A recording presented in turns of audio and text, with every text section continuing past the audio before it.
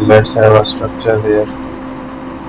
I will take the design and add different pictures and make a paint there. So using a new shape. So we will take a design here we are.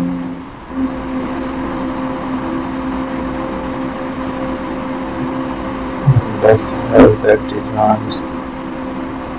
Explore it. Take another shape. Make a new shape there.